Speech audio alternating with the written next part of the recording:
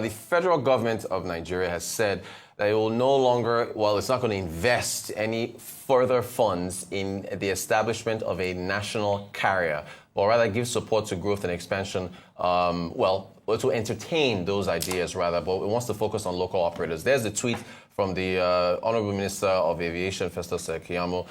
He says that he's responding to a Vanguard headline there at the bottom, which says, "National carrier off the table, federal government to demolish old Lagos airport." And he says the correct story should be that the federal government will not invest a dime in establishing a national carrier, but is always open to proposals from private or public entities, both in and out of the country, that truly benefit Nigeria and Nigerians in establishing a national carrier. However, before that happens, we're concentrating on developing policies to ensure the growth and survival of our local operators. And who better to discuss the aviation industry? Arise business analyst Chika Mbonu, who covered that national carrier in the last administration heavily. Chika, good morning to you. Welcome to the show. How are you? New week. New week. Good to see you.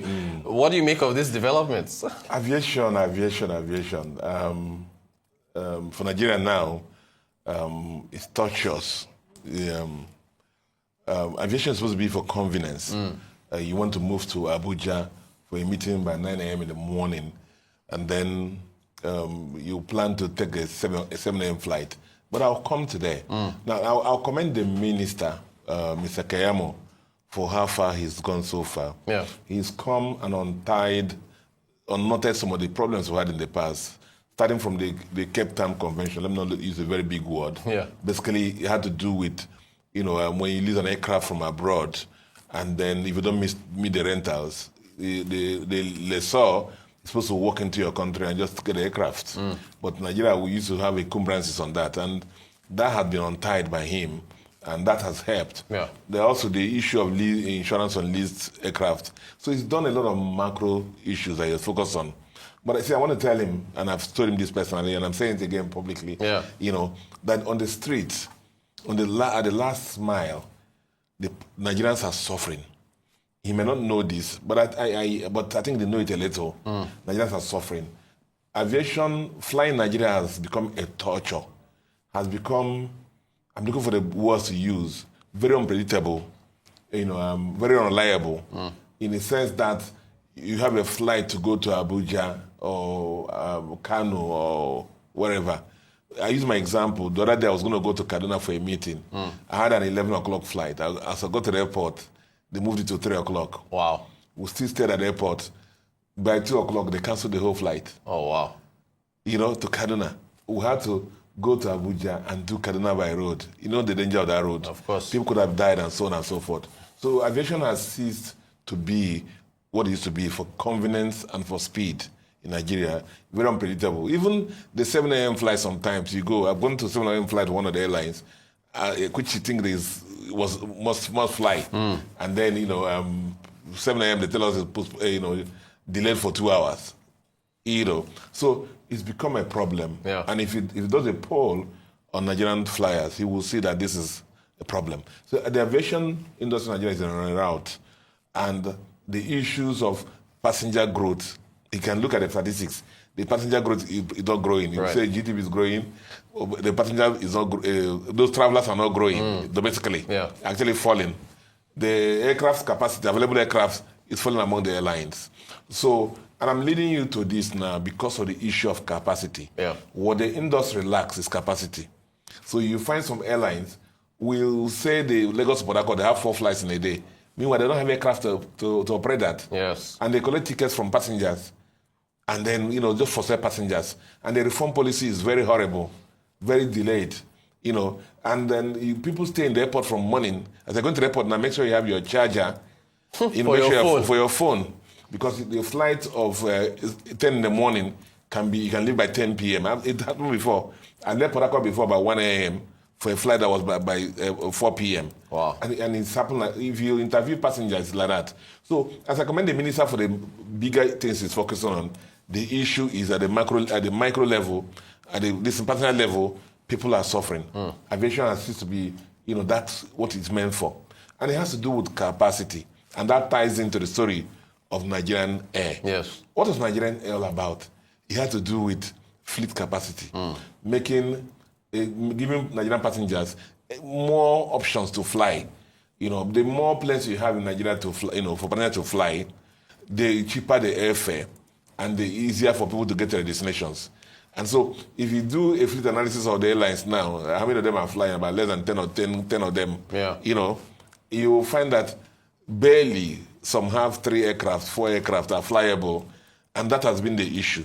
So the Nigerian air thing was contrived to make sure that we internationalize, build the capacity in the airlines for having more aircraft. And that's the issue. I know the winning side is working on one side on that, but we're suffering now. And that's the thing. Maybe the guys who were before him there, the way they worked the Nigerian air team, you know, was badly managed. That's what I want to use. Yeah. Let me not go to the details. So badly managed. But do we need that capacity? We need that capacity. The capacity of Nigerian domestic airlines must be doubled, must be tripled for Nigerians to enjoy flying. Right. The way it is now is a torture. What you're saying makes a lot of sense. You're saying focus on your own domestic industry first, make things more convenient for Nigerians to fly before you start looking at national carriers to fly. What do you think they can do? To increase? He's working, doing things to make aircraft more available to the airlines. Because, you know, at the time, because of the issues we had in our country, airline lessors, aircraft lessors around the whole world, marked Nigeria as a no-go area. Right. You know, but he's done some things on that. Okay. But what we're saying still is it requires financing. FX is part of that, right? Yes. Yeah. It requires capacity. You know, aircraft infrastructure in Nigeria is also a disaster. He has pointed that out. You just need to fly. You know, when I say, oh, there's a small country, fly to ordinary Togo here. Fly to Côte d'Ivoire. Fly to Ghana, see how the airports are. And you find our own is a disaster. Yeah. Look at even the new airport terminal, Murtala Mohammed, the second one. Right. Remember the issues we had? Poorly designed. Yes. Can't take good aircraft, big aircraft. The right now also wrote is travel, go there and check. A lot of the escalators are not working already. Poor maintenance culture. Yeah. Yes. You know? So that it becomes a problem for us. And so there are bigger issues. They want to demolish the MM2. It was an eyesore. It's a disaster. Even if flying from Togo and landing, you know, Murtala Mohammed, you hit our airport. If you fly in Côte d'Ivoire and land in Murtala Mohammed, you hit our airport. Right. You know, so I'm happy they're going to do that, but there's no timing to it. But see, I keep telling them there's a lot of work. There's nothing to celebrate in aviation now, you know, because at the last mile, which is the passenger experience, is horrible. How much of that would you attribute to the, we don't need to mention any names, the airlines themselves, the domestic, as far as their scheduling and how they fill up their seats and so on? The first thing I thought about is a lot of them take more than they can chew. Right. If you have one aircraft just for Lagos Port Harcourt, tell us it's Lagos Port Harcourt 11 o'clock. Don't say you have Port Harcourt 7 a.m., Port Harcourt 10 o'clock, Port Harcourt 11, you know, and you collect money from passengers all the way, and then it starts postponing flights or merging flights. You know, it doesn't help passengers again to plan. You know, so tell us that you have one flight to Abuja or one flight to Kaduna in a day. Say the tickets that you have the capacity for. A lot of them are overselling. And so people have been staying in the airport. You go for 9 o'clock flight. They want to combine it with the 12 o'clock one and 4 o'clock one and whatever. So why? If the roads were safe, if the roads were safe, listen to this. The time you go to the airport to wait for your flight, you're not going to your destination. Your destination by everybody. But because people are scared of also of the road, you know, as somebody said, we better pay the ticket and wait or have money for ransom. Right. So you make a peak. Pick your poison. You know? Yeah.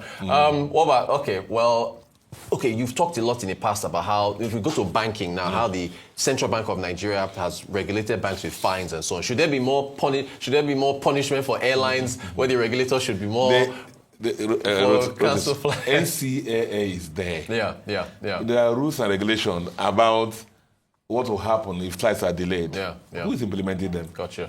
Are you following me now? Yeah. Sometimes when the flights are delayed, they just bring some cringy, dry meat pie and things and start giving to passengers. Do you understand? I mean, you know, it's just a charade. you know, and start giving to passengers, you know, this thing. This just be sharing like a refugee camp. Like palliatives. Palliative refugee camp. Yeah. And that's what we'll see. NCA is there. Yeah. Okay, but laws are there to protect passengers, but who is making sure they're implemented? Look, you again, know, it's what the airlines have their problems. Yes, I know. yes. But a lot of them are biting more than they can chew. Gotcha. If you have only aircraft for Lagos to Port Harcourt, let it be one flight in a day. Don't tell us collect ticket for 4 flights. And then when you cancel the flight, we cannot, to collect refund, we'll pass through the eye of a needle. To collect it. To collect it.